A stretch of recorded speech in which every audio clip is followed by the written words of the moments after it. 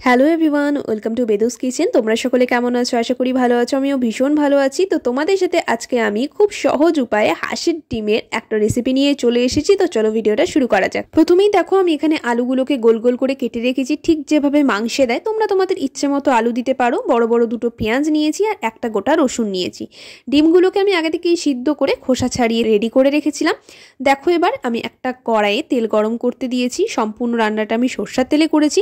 তারপরে সিদ্ধ করে রাখা ডিমগুলোকে আমি লাল লাল করে ভেজে নেব।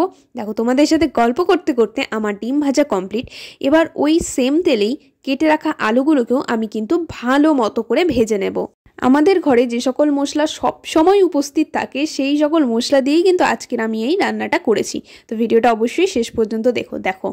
তোমাদের সাথে গল্প করতে করতে আমার আলু ভাজা কিন্তু কমপ্লিট। এবার চলো মশলাটা রেডি করার পালা।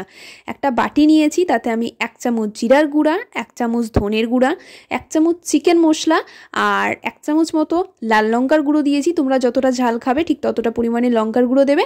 আর দিয়েছি 1 কাপ মতো জল। এবার ভালো করে মশলাটাকে মিক্স করে প্রায় আধ ঘন্টার জন্য এভাবেই রেখে দেবে। দেখো পেঁয়াজ দুটোকে আমি ভালো করে কুচি করে নিয়েছি। আলু যে তেলে ভাজলাম সেই তেলেই এবার পেঁয়াজগুলোকেও দিয়ে দেবো আর লাল লাল করে ভেজে নেব। গোটা রসুনগুলোও কিন্তু আমি তার মধ্যে অ্যাড করে দিয়েছি। তোমরা অনেকেই ভাবো যে রান্নাগুলো আমি করি না, আমার মা করে, শুধু আমি ভিডিওগুলো আপলোড করে দিই। না, আমার একদমই ওই চোরামো স্বভাবটা নেই। আমার চেনা পরিচিত এরম অনেকেই আছে, তাদের নাম আমি আর নিলাম না। আশা করি তারা বুঝতে পেরেছে যে তাদের মা রান্না করে আর তারা ভিডিওটা এমনভাবে বানায় আর এমনভাবে পোস্ট করে আর ক্যাপশনটাও এমন দেয় যেন মনে হয় রান্নাটা তারা নিজেরা করেছে। না ভাই, আমি নিজে খেটে রান্না করি, কারণ আমি রান্না করতে ভালোবাসি। তারপর একটা ভিডিও বানাই আর তারপরে আপলোড করি। তো যাই হোক, দেখো তোমাদের সাথে গল্প করতে করতে আমার পেঁয়াজ ভাজা কমপ্লিট হয়ে গিয়েছিল। তার মধ্যে আমি পরিমাণ মতো লবণ, হলুদ আর আগে থেকে কেটে রাখা টমেটোটা অ্যাড করেছিলাম। মশলাটা যখন পুরোপুরি ভাজা ভাজা হয়ে আসবে তখন আগে থেকে যে জিরার গুঁড়া, ধনের গুঁড়ো, চিকেন মশলা, লঙ্কার গুঁড়া দিয়ে আমি মশলাটা বানিয়ে রেখেছিলাম সেটা দেখো অ্যাড করে ফেলবো। তারপরে এই মশলাগুলোকে ভালো মতো কষিয়ে নেবে, নয়তো কিন্তু একটা কাঁচা কাঁচা গন্ধ করবে। দেখো কেমন কালচে কালচে কালার চলে এসেছে রান্নাটায়। তারপরে আমি ভেজে রাখা আলুগুলো সেই মশলার মধ্যে অ্যাড করে ফেলবো আর ভালো মতো কষাবো। আলু আর মশলাটা যখন ভালো করে কষা হয়ে আসবে তখন আমি এর মধ্যে অল্প পরিমাণ জল অ্যাড করব। আমি কিন্তু এখানে ঠান্ডা জলই অ্যাড করেছি, তোমরা চাইলে গরম জল অ্যাড করতেই পারো। আবারও ভালো মতো কষিয়ে নেব আলু আর মশলাটাকে।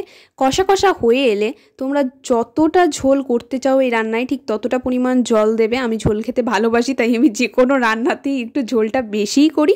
তারপরে এটাকে ঢাকা দেওয়ার কোনো রকম প্রয়োজন নেই, 5 মিনিটের মতো টকবক করে ফুটতে দেবে। আর যখন টকবক করে ফুটে আসবে ভাজা ডিমগুলো তার মধ্যে অ্যাড করে ফেলবে। আবারও 2 থেকে 3 মিনিট টকবক করে ফুটিয়ে নিলেই আমাদের হাঁসের ডিমের ঝোল রেডি। তো তোমাদের আজকের এই রেসিপিটা কেমন লাগলো আমাকে অবশ্যই কমেন্ট করে জানিও। খেতে কিন্তু জাস্ট দুর্দান্ত হয়েছিল, আর একবার হলেও বাড়িতে ট্রাই করে দেখো। তো আজকের জন্য টাটা, দেখা হচ্ছে নেক্সট ভিডিওতে।